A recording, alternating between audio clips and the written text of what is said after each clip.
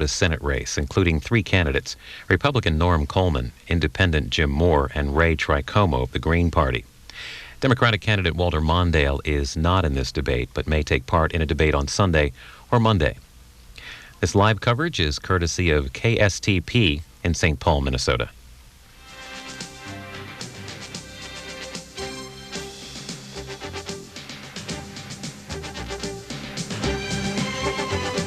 Good evening, I'm Tom Hauser. Tonight, KSTP Television and the Minneapolis Star-Tribune are presenting this debate in Minnesota's U.S. Senate race. It's a debate originally scheduled earlier this week, but with the death of Senator Paul Wellstone a week ago, this race has changed in many ways. The DFL has replaced Senator Wellstone with Walter Mondale, the former vice president. We invited Mr. Mondale to be with us for this debate. He declined our request. Now tonight, in the interest of full disclosure, as we take this live look, Walter Mondale is on his campaign bus in Cannon Falls on Highway 52 on his way to Duluth for appearances there. He was in Rochester earlier today and in Mankato for some town meetings. So our debate will feature 3 of the major party candidates who are here in our studio: Republican Norm Coleman, the Independence Party's Jim Moore, and the Green Party's Ray Tricomo. This debate is also being carried on KSTP AM 1500 and the Hubbard Radio Network, as well as Hubbard television stations all across the state of Minnesota. You will also find extensive coverage of it on KSTP.com and StarTribune.com. As for the format, in a moment we'll introduce a panel of reporters who've come up with questions with the help of emails and letters to KSTP Television and the Star-Tribune. And I will begin with the first question for our 3 candidates assembled here today. I know most of you had hoped for multiple debates with your new opponent, Walter Mondale, in this race.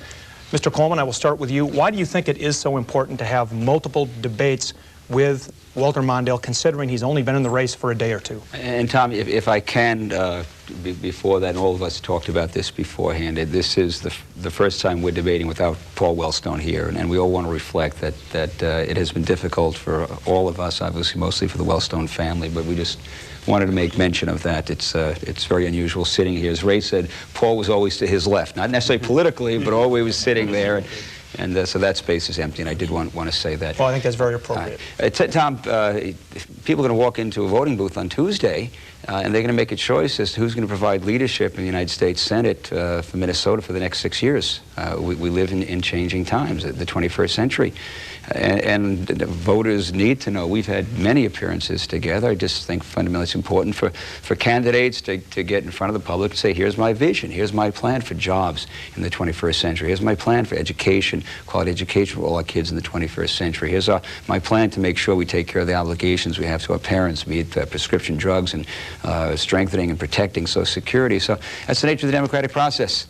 You know, on September 11th last year, we had elections. The process moved forward, and part of that process is, I think, the obligation of candidates to get out there and tell the public, here's where you stand, so they can make a very, very informed choice. I think we all believe that. And Jim Moore from the Independence Party, I think you'll agree these are extraordinary circumstances we're under. So. Why do you think this is so important? I know you've called for multiple debates. Well, yeah, there's a huge hole here with Paul missing, and it's a very, very sad state of events. We lost 8 of our citizens last week, and there's a hole that can't be filled. But unfortunately and sadly, we have an election next Tuesday, and we need to focus on who is going to lead us for the next 6 years. And it's imperative to reach all Minnesotans throughout the state in the best format possible, and I believe these series of debates would be the best way to do so. We already started that series before with Paul, and we would like former Vice President Mondale to step up and compare and contrast his vision with the state. All of us have laid out our vision. I want to have creativity and back into public service. I want to bring somebody with private sector business experience into the forefront. And I think it's imperative that we have the ability for all Minnesotans to compare and contrast our records and our ability to bring about change and bring creativity back into the process.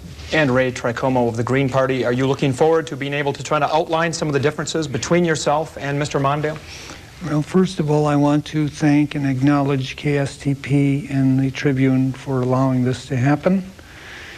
And I'm in a state, as the rest of the Minnesotans, I am in a state of deep grief right now. I'm glad that the space to my left is appropriately empty, but I'm still weeping for Paul. At the same time, I recognize that Vice President Mondale has a long and distinguished career, but I am extremely unhappy that he's not here.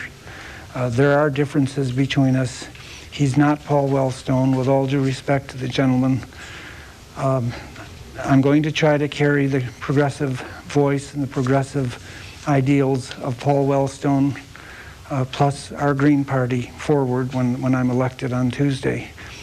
And I think it's imperative that that we say the unsayable, think the unthinkable, say the unsayable, and then carry out visionary legislation on health care, on the environment, on women's issues, reparations for our African American relatives, reinvigorate our trade unions, and challenge the legitimacy of this illegitimate administration in Washington. All right, Ray Tricomo covered some other ground there too, and we're going to get to many more of these issues here in just a moment. We're going to start now with questions from our panelists, and we are going to begin with Dave Hage from the Star Tribune newspaper. Dave? Gentlemen, television attack ads have made this campaign one of the ugliest campaigns in the memory of most Minnesotans. Can you tell us what you have done as candidates and what you would do in the U.S. Senate to raise the quality of political discourse and to reduce the power of big money in political advertising? And why don't we start with Jim Moore on this? Precisely, this is the reason I got into this race. I knew there was no clear distinction between the two big parties and what the Independence Party stands against, and that's the big money and the control of politics. This is what big money in politics looks like. These 30-second nastygrams that fly back and forth that don't give any iota of what creative vision that the two parties and their candidates have to bring forward. I brought out my own ad. What I tried to do with that is to bring some creativity back into the process. We did something fun, did something clever, did something memorable, and we started our run on Wednesday, and we plan to continue that through the election. This is the power of moneyed special interests have really taken over the game. They've stolen our voice, and we as Minnesotans need to wake up and take this back. If we want to change from politics as usual, I'm giving you a clear option here, and I ask you to have the courage to step forth and have the courage of our founding fathers to make a change in the system, a change for the better, and you can do that with a candidate with no strings attached. Ray Tricomo of the Green Party. Well, first of all, with barely $3,500 that we've been able to spend, ads are out of the question. I can't tell you how many media outlets have hounded me about ads. Even if we had the money, I don't believe in them. I don't even like lawn signs and buttons and all the rest of it. I think the good people of Minnesota are tired of the hocus pocus. I think we need to talk about real issues regarding agriculture and the environment and everything else. I'm delighted with my underdog status, and I'm even more delighted that I don't have to put up with nastygrams, and it's the best argument I know for, and Norm, don't take this personally, but the Republicrats have really let the people down, and the Green Party is going to set a different standard. The Green Party, may I remind you, is not a third party, it's not a second party, it's a first party, and so is the Independent Party. We'll be the next two-party system. Mr. Coleman, he's given you an opening here to respond to this question. Certainly, certainly your campaign, and the late Senator Wellstone's campaign ran extensive ads. It was getting up near the $20 million mark total of the campaign spending. A lot of that on advertising. Your response to this question? The question is right. There's too much money in politics, and by the way, a lot of it's spent on TV. That's where the bulk of it is spent. This campaign, my campaign, very early on tried to do what we call the Minnesota way. We made a very bona fide, very legitimate offer to say, let's keep the out-of-state money out, let's keep the soft money out. McCain-Feingold, which will have some impact, hopefully, particularly in regard to soft money, doesn't go into effect on November 6th, the day after the election. And we made that offer up front, and it wasn't accepted, and we've all been bombarded with lots of ads. One of the things we just did last night, and Maybe well, it is. After the death of Senator Wellstone, I certainly understand the need, and I would hope all of us do, to have this race on a very high level, on a positive level. I put out a statement last night to my campaign, very clearly directing it, saying we are going to run positive messages. We're going to articulate our vision for why the future is now, and the plan that I've laid out to get there. And I also sent a very strong statement to my friends, the third parties who put money in here, that if you really care about Norm Coleman, what you'll do is you'll stay out of Minnesota if you have any intention of running any kind of negative or any kind of attack ad, and if whatever you're going to do it positive. This is the way we will end this campaign, I believe, the Minnesota way, and maybe it will be a forerunner for the way campaigns can be run in the future. I think there's an opportunity here. We will certainly live by that, and I do hope both all those who support me understand and act accordingly, and I would hope that my opponents respond the same way. And of course, by third parties, you're talking about special interest groups, not the Green and independence parties, right? You don't want them to stay out. The reality is it's the national committees. It's your own party. It's the senatorial committee, the state party. Legally, you can't control them. But I can tell you my message is very, very clear. Only positive messages from here on in, and let's keep the negative stuff out. This may be a forerunner of things to come in politics. Okay, and of course, as we mentioned, this debate is being carried statewide, and we have assembled reporters from across the state so they could represent concerns in their individual areas. Our next question is going to come from Dennis Anderson from WDIO in Duluth. Mr. Coleman, thousands of people who are watching this debate tonight make their livelihood in the taconite industry. One taconite plant is closed, a second is teetering, a third has been sold. What specifically, as senator, would you do to guarantee that the other taconite plants would remain open? First, northern Minnesota is a resource-based economy. That's a reality. It's taconite, critically important, as well as wood products, natural resources, and I think there's a bright future for both. I'm an optimist. I think that the taconite industry, though, we have to figure a way to get it into the 21st century. You got to figure out ways to cut the cost of production. There's a process that's being experimented right now over in Mintac with a Kobe nugget process that will allow for the production of a higher grade taconite. And if it's a high-grade taconite, it's more valuable, and in the end, that would be perhaps a path to greater productivity and the possibility of not just survival, but enhancement. In addition, you got to do those things that lower the cost of production. Taconite is very expensive to produce. So I've also been working with folks in the taconite industry on a biomass heating process. I think U.S. Steel, Mintac, is the largest energy user in the state. And that is significant at cost to the cost of taconite. And so we're working with them. And this is the kind of thing where you need somebody who can work with a commerce secretary and work with an energy secretary and work with the labor secretary to get the federal dollars that would allow us to develop this biomass, to allow us to develop this new Kobe nugget process. You can't do it alone. The industry can't do it alone. In addition, you have to deal with the issue of glut import of foreign steel, and do it in a way, again, if people are doing it illegally, if there's illegal dumping, then you have to take a close look at that. But I think there's hope for the industry. I think we got to move it into the 21st century. I know that I am working with the industry on ways to do that, and here's, by the way, where it's a very good thing to have the support of the President of the United States. Ray Tricomo from the Green Party. The Iron Range faces a lot of difficult economic challenges. What do you have in mind in response to this question? Well, I was born and raised in a one-industry town which is now devastated. It's called Detroit.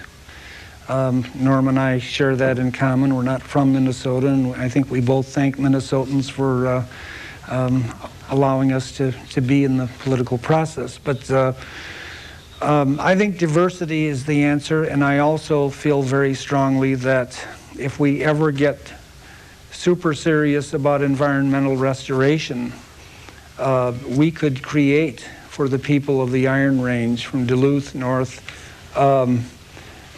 well-paying jobs in that area. I think we need to look at revivifying tourism. I think we need to look at crafts industries. I don't have as much faith in keeping this industrial model going as perhaps my good friend Norm here. But I think we've got to get serious about all-around diversity for the people of the Iron Range. And that includes maybe de-emphasizing mining and de-emphasizing the timber industry and coming up with a whole new game plan. Okay, Ray Tricomo from the Green Party, thank you for that response. Jim Moore from the Independence Party, your thoughts on the Iron Range? Well, I think this is a clear example where I can bring a little differentiation between all candidates in this race. I truly believe that we have an issue with especially the steel tariffs. We have an industry that's having a lot of difficulty, and one of the, as the mayor mentioned earlier, our taconite, the quality and the grade is falling further and lower, and some other countries like Brazil have much stronger basis, 80% content, and that's going to be very, very difficult for us to compete with in the long run. What we need to do is get away from the steel tariff notion, because what that's done is that's hurt our small and mid-sized manufacturers that can really fill this vacuum in the Iron Range and in greater Minnesota. I've worked with these small businesses for the last 14 years. I understand the job growth that they can create. We need diversity. Ray was right on that. We need to bring diversity, and that's where my experience is uniquely qualified to bring this change. And we don't need to bring it to the big corporations. I worked with small and mid-sized businesses. I had a company that had $15 million in revenues that created 200 jobs up on the Iron Range by an expansion project, and they only received a $200,000 grant. They didn't request a $250 million or some obscene amount of money to create very few jobs. The generation of growth in our economy comes from small and mid-sized businesses, and that's where I think I'm uniquely qualified to nurture and bring these companies forward and use the best in creativity to push us forward in these areas that are weakening. And as I mentioned, our panelists come from around the state because this is a statewide broadcast. We next go to Dan Ruiter, who represents the Albert Lee, Austin, Rochester area at KAAL-TV. Dan, your question. Thank you, Tom. I'll direct this, or we could start with Mr. Moore. Many school districts are holding a referendum this year. Many of those same districts say the federal government isn't going far enough to fund special education. As U.S. Senator, how could you get the proper funding to our local school districts? Well, it's critical, and all of us have, all three of us, and I'm not sure what Vice President Mondale's position is on this, but we've all come to the conclusion that we need to fund the special education mandate. This is the single biggest increasing cost in our school system today. I released an education plan just this morning, which outlined not only that we need to do this, but we need to find a way to pay for it. And what I suggested was eliminating offshore tax loopholes, which the Wall Street Journal has estimated we can garner back $20 to $40 billion in additional revenue. If the government stepped up and met their 40% obligation on this, it would be just a little over $20 billion right now. So we can pay for that by eliminating loopholes that are in place. But I want to focus on education on the federal level to research into learning styles. Different children learn in different ways. Some are auditory, some are visual, and some are hands-on manipulative. And we need to give the tools to our teachers to have the ability to provide all lesson plans in a manner that reaches students in the way that they learn best. And it's critical to research brain development and learning styles to get these points across. Mr. Coleman, this special education question comes up every campaign, and it seems like nothing ever gets done about it. What would you do as a U.S. Senator? Well, first start by acknowledging the importance of education. As a former mayor, I understood that parents made decisions about where they raise their families and where they live based on, one, is there a job, and two, does a kid have a good education? So I understood that and worked very closely with my school district to improve the quality of education. The problem with special ed is that we pit actually one parent against another, one kid against another. So a parent of a kid not in special ed essentially is looking at a parent of a kid in special ed and saying, hey, you're taking money away from my kids, and that shouldn't be. I understand about unfunded mandates, and what the feds do is they tell the folks at the local level, you have to do this, and then the money isn't there. With special ed, it should 40% was what the feds said they would do.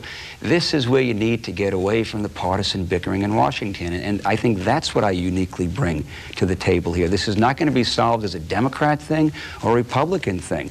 You simply have to get it done. It's not going to get done overnight. But I believe, by the way, by saying that we will get it done and being able to work and willing to work with folks across the aisle, I think you can get it done, and I am very, very, very confident that we can get it done during my time as United States Senator. Ray Tricomo from the Green Party. Well, to echo something that Jim said, I think we need to close tax loopholes wherever they occur. I think we need to deal with this tapeworm we have called the Pentagon, which is just eating up our resources like there's no tomorrow. I think we need to get deadly serious about repealing the George Bush's tax cuts. I know that's probably not a popular stance, but I think you need a candidate who's willing to take unpopular positions in the short run to get things done in the long run.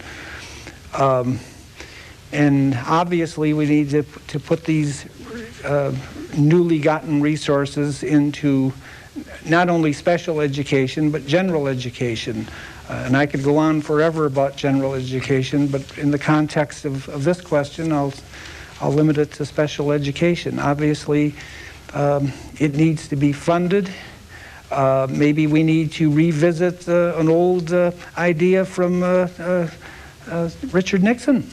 It's called revenue sharing. We need to get the states involved in the conversation.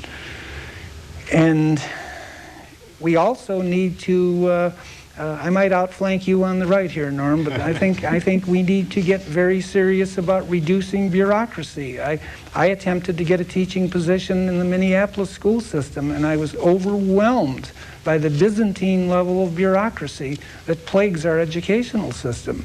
I think we need to cut administrative costs. We need to see our teachers get decent wages. Just a few seconds left, Ray. And that's about it. Let's go for it. And Ray, I knew we'd find some common bond before this campaign. Yes. Of course. I never thought it would involve Richard Nixon. Yeah. Never thought I'd hear a Green Party candidate invoke the name of Richard Nixon to make a point. We're green, but we're open. Yes, you are. You've proven that point. I will have the next question, and I will start with Mr. Coleman. I interviewed Walter Mondale earlier today. I asked him about what he thought about the tax cut passed in 2001 that was promoted by President Bush, passed by Congress. He says one of his priorities will be to seek repeal of at least a portion of that 2001 tax cut, and then he would call for a temporary cut in the portion of the payroll tax that supports Social Security, known as FICA. He says that would provide an economic stimulus primarily for the middle class. Your reaction to that? And I know I disagree with my colleagues here on this issue. I've governed, and in St. Paul, we didn't raise taxes for 8 years. And we had all sorts of needs, and everyone came in and said, you know, Mayor, we need more money for police, and we need it for fire, and we need it for parks, and we need it for rec centers and libraries, etc. And in the end, the way we got more money for all of that, was by keeping lids on taxes, which then encourage investment. When people have more money in their pocket, they spend it, they buy a good or a service. The person who provides that good or service provides a job. And so I simply disagree with the notion that the way to promote economic growth is to raise taxes. That tax cut was a cut for everybody. There was an in-marriage penalty reduced, per-child tax credit increased, highest rate of reduction went to the lowest percentage of people at the lowest rung of taxpayers. I think we could squeeze a penny out of every dollar. We say, going back to Ray's point about federal bureaucracy, I understand about making government more efficient, and I would much rather go that route than begin the process of raising taxes, because it doesn't work, it doesn't help, and it doesn't end. Jim Moore. Well, this is a clear difference that I have between the Republican Party and the Democratic Party. I focus that we need to get rid of the budget deficit that we have in place today. We have a huge amount of debt that is an anchor on our economy. The way you grow jobs is not to have the government compete with the private sector for the available money for investment. We need to free that up, and I think it was premature for us to go through a tax cut when we knew that we had a burgeoning budget deficit that was hanging over all of our heads. This is a question that Jim Gibson 2 years ago articulated so well about intergenerational justice. This was a tax cut for everybody, as Norm said, but unfortunately it leaves a problem for everybody down the road. We need to, what this tax cut has done is it's prevented our ability to address this recession right now, and it's prevented our ability to address the war on terror. And what I want to do is focus on reducing the debt level, so when we have a recessionary cycle like we've had, we can get into a stimulus package where the government can speed up public works projects, particularly in transportation, and most importantly, increase technology within our government departments. That's how we can create more efficient efficiency and bring a more efficient government to the forefront. We need to get information technology to the forefront, and that is one of the sectors of our economy that's really hurting right now. So it's a win-win situation. Let's spend the money on these improvements, and let's recoup it through savings in government. So do you favor, though, the repeal of the tax cut? Yes, I would. I would focus... In its entirety? I would, not in its entirety, in the balance of what is scheduled to come into play, I would focus on applying all of that to the deficit. And again, that's where I differentiate myself from the Democratic side, is I don't want it to go in additional spending. We need to have the freedom to be able to address a recessionary cycle or problems that come up, like the war on terror. We need to have the fiscal freedom to be able to address that. And we don't do that with a $6.7 trillion debt. Mr. Tricomo. Well, here again, I'm going to risk being unpopular. Not Nixon again. No, but maybe Scandinavia. Okay. Here's little Finland, the size of Montana. You get single-payer health care. If you need reading glasses, you get them. You have a marvelous public transportation system that's worthy of the name in Helsinki and Tamara and Rovaniemi and the other cities of that country. What is our problem? I know there's no free lunch. My Republican friends remind me of that constantly. There's no free lunch. I understand that. But, I think that it's incumbent upon us to recognize that if we are a nation, then we must also be a community, and we need to look out for each other.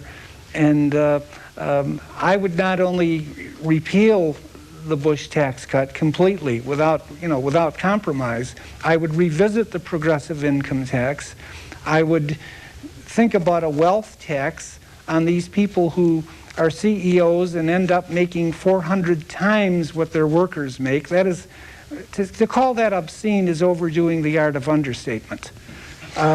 Yes, I am a redistributionist, and I can't apologize for that. We've got a growing class divide. I'm going to use a geologic metaphor. It's a fault line, and we need to close it. And as the richest country on the planet, I think we can do far, far better than we're doing now. We're asking our kids to do without culture while we spend money propping up ranchers out west and propping up the Pentagon, and it's got to stop. Okay, Ray Tricomo from the Green Party. He tends to cover a lot of ground when he gets these questions. Thanks, Ray. Thanks. We're going to be back in just a moment. We're going to take a short break and resume with more questions from our panelists for the candidates. You are watching a U.S. Senate debate from KSTP and the Star Tribune. And we'll return to this debate in a moment after KSTP's break. Democratic candidate Walter Mondale is not taking part in tonight's debate, as you can see. However, the Mondale and Coleman campaigns are negotiating for a possible debate on Sunday or Monday. We will bring you coverage of that if it happens.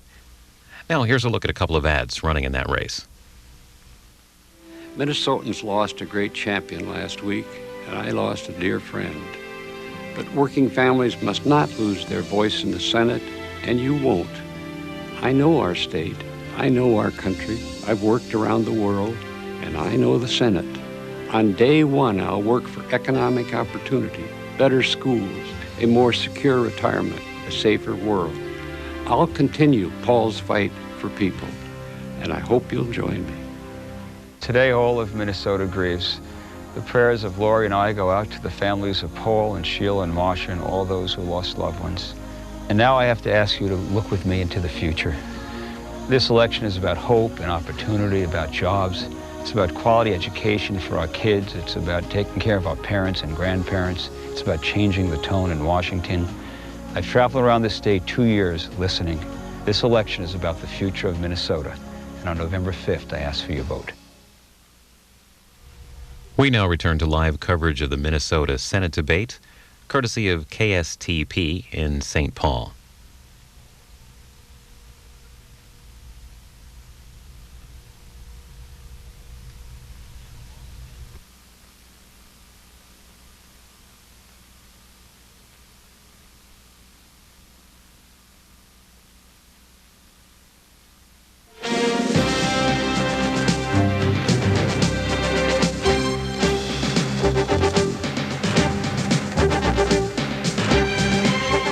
And welcome back. We continue our KSTP and Star Tribune debate in Minnesota's U.S. Senate race. I want to remind you, Walter Mondale declined an invitation to join us tonight, but the other three major party candidates in the U.S. Senate race are here. Our next question comes from Dave Hage with the Minneapolis Star Tribune.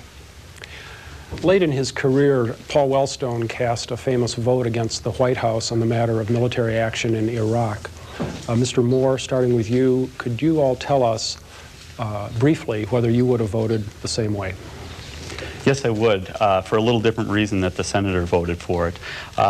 Particularly, we need to have the UN involved in dealing with all world problems. And I was disturbed that the administration jumped the gun on this one. We had the opportunity to bring the UN in, build an international coalition. Saddam Hussein is a world problem that must be addressed in a world forum. And what this did is it gave the UN the authority and the comfort level that the United States was going to go it alone in any conflict. I'm not so concerned about this conflict, but the 2 or 3 that may be down the road. And if the UN can abdicate the responsibility and just let the U.S. become the world's policeman, I think we're not building a better world. We need to focus on pulling us all together to face these threats. Ray Tricomo. I would have done precisely what the late and very lamented brother and Senator Paul Wellstone did, and for the same reasons. And I would go along with Jim that we really need to revisit a revived United Nations, a United Nations not controlled by the United States or Britain or what I call the other usual suspects on the Security Council. We need a United Nations with teeth. We need to understand that there are limits to sovereignty. When a nation goes crazy, somebody needs to rein it in. And I'm in no way making excuses for the kid from Tikrit. In other words, Saddam Hussein. He is certainly a monster, but he's our monster. We babysat him from 1983 to 1990. It was in our interest to basically cover him. And then when he invaded Kuwait, of course, we turned on him. I intend, when we have the upset of the millennium on Tuesday, as your next United States Senator, I intend to fly to Iraq and read the kid from Tikrit, the Riot Act. You know, and you know, we can laugh, but this is a deadly serious matter, and this administration is going down the wrong path, and we need to put a metaphoric chokehold on this administration as we do on Saddam Hussein. Thank you, Mr. Tricomo. Your knowledge of geography always impresses me. Thank you. We move on now to Republican Norm Coleman. Thank you. Dave, I yearn for peace. I want to make sure that we operate in a multilateral way, that we're not going it alone. And I believe the vote of a majority of folks in both parties, both Republicans and Democrats, I think 77 senators came together, and they said the best way to do that was for the United States to come together first and to say that we recognize the danger that Saddam Hussein represents, that we are then united with our president. And I think that's the way you get the UN to react. To sit back and to simply say, well, why don't you go ahead and figure it out? Saddam Hussein has turned, away from complying with UN resolutions for ages. I think there are 16 of them that he has simply refused to comply with. So I believe, as a broad bipartisan majority in the United States Senate, believe that the best way to do this was to support the president, to stand together united as Americans, and then to reach out to the rest of the world. Had we done it another way, had we gone another way, I think the situation would be worse. And the bottom line is that Saddam Hussein represents a danger. I think folks across the political aisle understand that, and the best way for America to deal with this is to come together as Americans, to put the political labels aside. Most folks in the United States Senate believe that, and I believe that's the best path to peace. Thank you, Mr. Coleman. Our next question will come from Dennis Anderson from WDIO Television in Duluth. Mr. Moore, gun ownership is very important to people of Minnesota. So much so, we've discovered that hunting, target practicing, not only a popular pastime in the state, but obviously it's a major industry in the state. Now, given that, are you in favor of a national ballistics database that would provide law enforcement with a tool to trace bullets back to original gun owners? Well, first and foremost, I'd like to say that I'm a firm advocate of the right to keep and bear arms for law-abiding citizens, and I don't want to infringe upon that right. It's clear that with every right and every liberty that we need to have responsibility. I give the example that my children, I only own shotguns because I'm a hunter, but my children have no idea where my gun cabinet is, and they furthermore have no idea where the keys are. So it's critical that I, as a gun owner, protect them from that very real threat. But as far as the ballistic imprints, I think it's important that we have some level for law enforcement to utilize this technology to be able to trace where we need to go. But I have a major concern about the government becoming Big Brother in this and using these for untoward practices. Unfortunately, in our history, the FBI under Hoover, for an example, we've stepped over a little too far on our liberties. And we need to make sure that the government uses this as a database when they're trying to seek out, like they do with fingerprints, find a match, as opposed to use it as a tool to really subvert individual freedoms. Mr. Tricomo. In a democracy, there must necessarily be a healthy tension between constituents and candidates. And I risk telling people what they don't want to hear. In an interview that I gave to an outdoors magazine early in the campaign, I clearly came out and said that if you want to hunt, use bows and arrows. You don't need to be going into the woods with guns with telescopes on them and GPS technology and all the rest of it. The first people of this land have taught us that the act of hunting is a very sacred relationship between the animal and the human being. And without trying to avoid your question, I do support a mechanism whereby the bullets can be traced, although there needs to be a conversation between the people and the government. If we are truly going to have government for, by, and of the people, we need to figure out, number one, why are we so preoccupied with guns? What is this love affair with guns? I hear about the love affair with automobiles, but what is this whole thing about guns? I certainly don't have them in my lodge. Why the importance of guns, the obsession with guns? We may have to even have a conversation about the Second Amendment. Thanks. Okay. All right. Thank you, Ray Tricomo. Norm Coleman, some people say this ballistic database might be unworkable. Your thoughts on that? Well, first, as a former mayor, the issue of gun violence was an important issue. We need to do something about it. And I learned a long time ago as a mayor that the best way to deal with this problem was to be tough with those who are using guns illegally. Be tough with criminals. That's where the problem lies. And I don't think we have been tough enough. I don't think we have done the things we need to track down illegal weapons and how they're distributed, and we don't. When we find that out, I think we got to be tougher in terms of penalties. I understand that. I also share Jim's perspective on respect and appreciation for the right to bear arms. I think that's an important part of who we are as Americans. It's part of our tradition. I'm a hunter and a sportsman, and sometimes I think we try to separate out gun owners from sportsmen and women. I don't think we should do that. The issue, though, of this technology, ballistic technology, I think you need to look at it and to see whether it works. As you do that, the one concern I have, and it mirrors something Jim said, and this is, as a good common sense conservative, I do get troubled by government having a lot of data, and then what are they going to do with it? I don't think, for instance, gun registration solves anything. Washington, D.C. has the toughest gun laws in the country, and they have some of the worst crime rates. So I believe we should look at technology, see whether it is effective, can it work? But I think we should be very, very, very sensitive to a government gathering lots of data on us, and whether it's guns or a whole range of other issues. I think we've got to be very careful and very sensitive. With computers and technology, our privacy is getting less and less assured, and that's something that does trouble me. Our next question will come from Dan Ruiter from KAAL-TV in the Austin, Albert Lee, Rochester area. Mr. Tricomo, I'll start with you. An issue that has become very near and dear to the hearts of rural Minnesota, and actually the economies of rural Minnesota, alternative energy sources. They're coming into their own. Ethanol is well established, biodiesel is up and coming, and of course wind power is becoming very big. especially in southwestern Minnesota, but also in southeastern Minnesota. How can you, as a U.S. Senator, ensure that Minnesota farmers will have these three things to supplement their incomes? I will be going to Washington with specific packages of legislation on in several subject areas, including energy. Minnesota can play a pivotal role in breaking the back of our addiction to fossil fuel.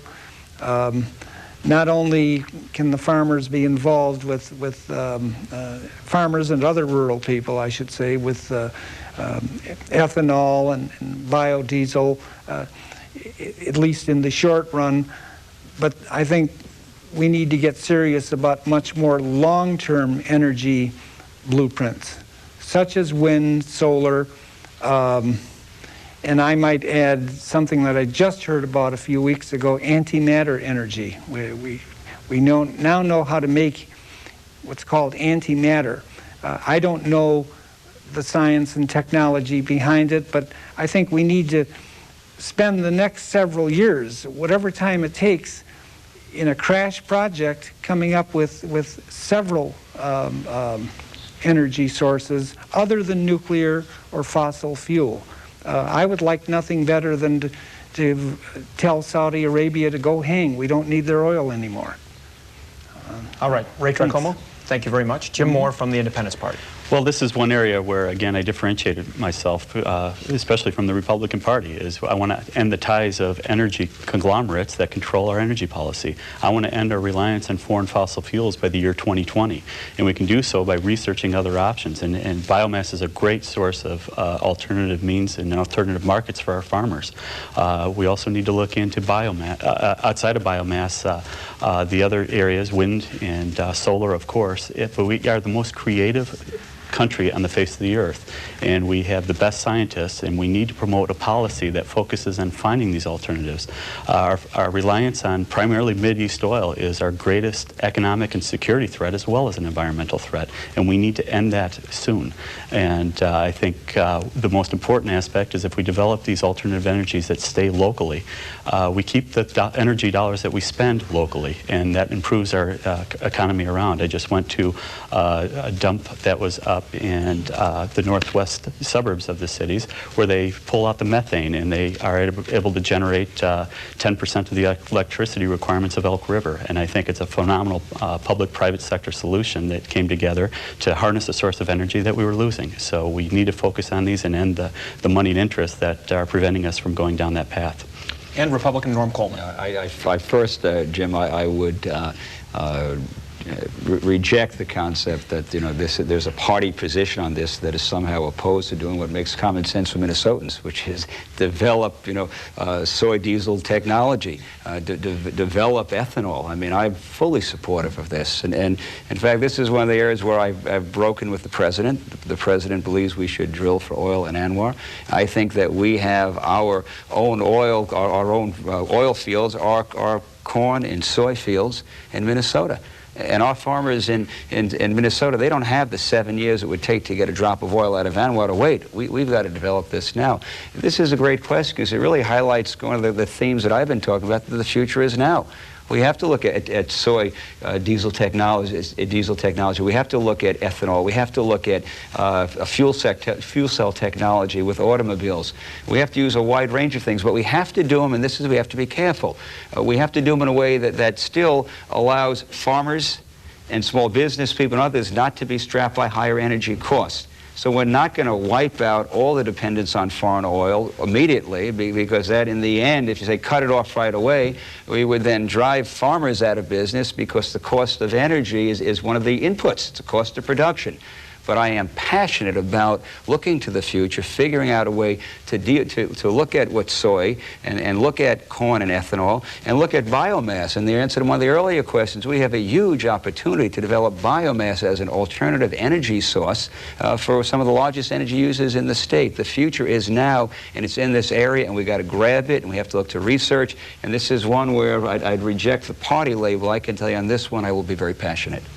On our next question, I'm going to ask the candidates to give an answer of a minute or less, and I hesitate to do that since the topic is Social Security. But I know you said you wouldn't do this. But I know you've covered the longest, toughest questions. I know you've covered this ground for a long time, so it shouldn't be difficult to answer in a minute or less, because I want to zero in on the issue of privatization. I again interviewed Walter Mondale today, your opponent, who is not here with us tonight, but he told me today he is opposed to any form of privatization. He says the Social Security program is designed to provide economic security for people, not make them rich. Where do you stand on privatization? Norm Coleman, I'll start with you. I do have to smile because I think Vice President Mondale had this debate with Ronald Reagan in 1984. This debate has been going on. One, I am committed to seniors getting every dime they have of Social Security. I will not vote for anything that cuts one dime of a benefit to a senior, will not raise the age for Social Security. I think you have to make that commitment. At the same time, you have to look to the next generation, and you have to figure out, is there some way that they're going to be able to still get Social Security? Because when the baby boomers, hit the bubble, there are going to be more of us than there's money in the system, and everybody knows that. So we have to figure out a way to deal with younger folks. I have supported personal accounts. Younger people taking some of their money, not Social Security, their money, and being able to invest it in low, medium, high-risk investments, and I will say, longer than 1 minute, very similar to the system that senators have today, where they are able to invest some of their retirement dollars in something other than the federal system. So I think we have to look for some answer for the next generation, but it's a very, very difficult issue. Okay. I was asking for it. I knew you guys couldn't do this in a minute. Jim Moore, should younger people have the opportunity to invest a portion of theirs into the stock market? I don't run from the word privatization. Clearly, we have a $9.6 trillion unfunded liability in our Social Security system. There's not a rug big enough to throw that problem under. And I'm the only candidate who's come across with a true plan that addresses this. I encourage you to look on my website, moreforsenate.org, because I can't go into the depths of this now, but what it does is it ensures our seniors are taken care of in their benefits when they retire. It assures our younger workers that the money that they put in the system is going to be there for them when they do retire. And ultimately, it takes the power of compounding returns over someone's lifetime and ultimately weans off the reliance on the government to meet these defined benefits. So again, I'm shifting from Social Security to a pensionized plan. And you'll let people spend more than a minute at your website? Yes, please, please spend much more than a minute. It's a concrete plan, and it's something unlike you've seen before. Okay, Mr. Tricomo, you weigh in on this. Okay, I think there's been an unnecessary degree of mild hysteria regarding Social Security. It is a deadly serious matter. I mean, my mother benefited from it in the last years of her life, and we thank Franklin Roosevelt and his brain trust for for putting it together. What I would do if I had my druthers is convene a commission of people who really know what they're talking about to figure out how this aspect of what I should like to call the commons can be strengthened. I know it's in trouble in terms of the next few years. I don't think it's in trouble today to the point where we have to, declare a state of national emergency on the matter. I don't want to blow it off, but I don't think the sky is falling quite yet. We could get a commission going to take a look at how we can strengthen Social Security without privatizing. Privatizing is dead on arrival. I won't even think about it, let alone talk about it. All right, Ray Tricomo, very clear where you stand on that issue. Our next question will come from Dave Hage with the Minneapolis Star-Tribune. Elderly Americans are also struggling with the cost of prescription drugs. Last year, the U.S. House passed a bill that would help elderly Americans buy prescription drugs through the private insurance market. The Senate couldn't pass a bill, but was leaning toward an approach that would keep prescription drugs in the Medicare program. Starting with Mayor Coleman, could you tell us, does the federal government have a responsibility to help elderly Americans with drug costs, and if so, how? The answer to that is yes, the federal government does have that responsibility. And this is an issue where you got to get away from the partisan politics. The reality is that the House passed a plan, and I supported, by the way, a tripartisan plan, supported by Senator Jeffords, some Democrats, some Republicans. But you got to get a plan that the president supports, and then the two houses have to get together and do it. And instead, what you got is gridlock. And so you have seniors today who are sitting there making choices between medicine and food, and that's unconscionable. When the good Lord willing and the people of Minnesota willing, I get into the United States Senate, I will work across the aisle to find that kind of common bond to say, let's get it done. The House plan was a start. But for the Senate not to get it done, I think is a shame. They never should have adjourned without dealing with this issue. And again, it's not enough to get it passed in one house. You have to get the Congress, the Senate, and then the President. So clearly, you had an opportunity this year for seniors to get something. And I'd rather get something. Right now, what they're getting is a whole lot of nothing, and they've been getting a whole lot of nothing for a lot of years, and that has to change. Again, this is an example of where partisan politics has been hurting Minnesotans, and what I bring to the table as a Republican mayor in a Democratic city, I believe is a demonstrated ability to cut across the partisan lines to solve the problem. Dave, this is a problem that has to be solved, and it can be solved, I think, by finding some common ground. And Ray Tricomo.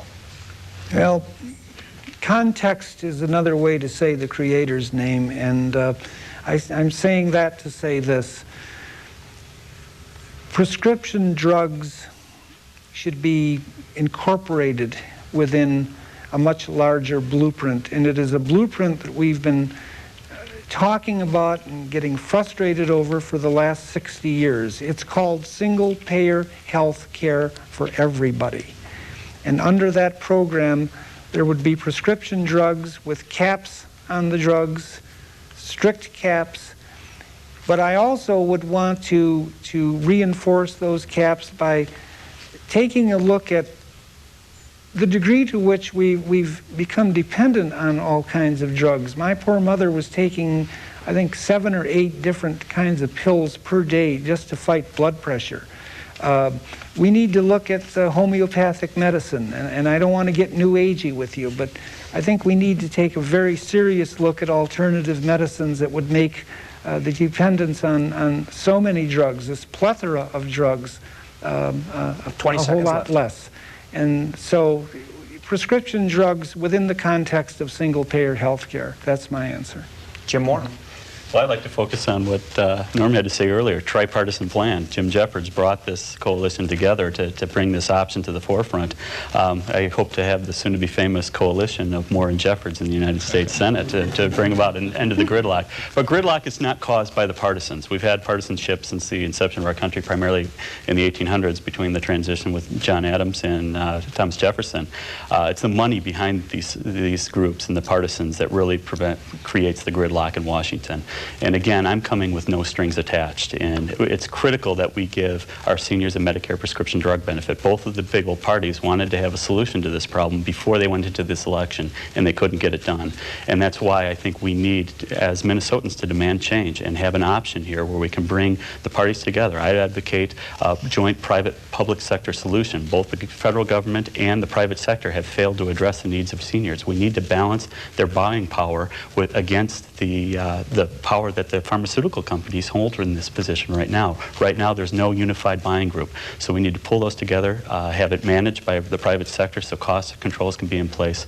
But this is the single biggest expense facing our seniors, whether they're in Little Falls, whether they're in War Road, and we need to make sure that we alleviate the pressure of this expense.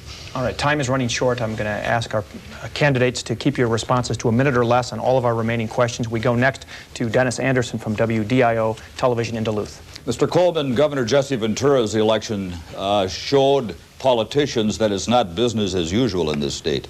What did you learn specifically from the election of Governor Ventura about the voters of Minnesota? Again, less than a minute for each of you. It's a very personal lesson for me by the way. I think the two things. One, having been in the campaign, I tell you one of the mistakes I made is I spoke to the folks who always voted before, and some other folks showed up, and that's why I'm traveling around the state right now, and I've been campaigning for 2 years to talk to everybody, because everyone's got a part in this process, and I'll never, ever, ever make that mistake again.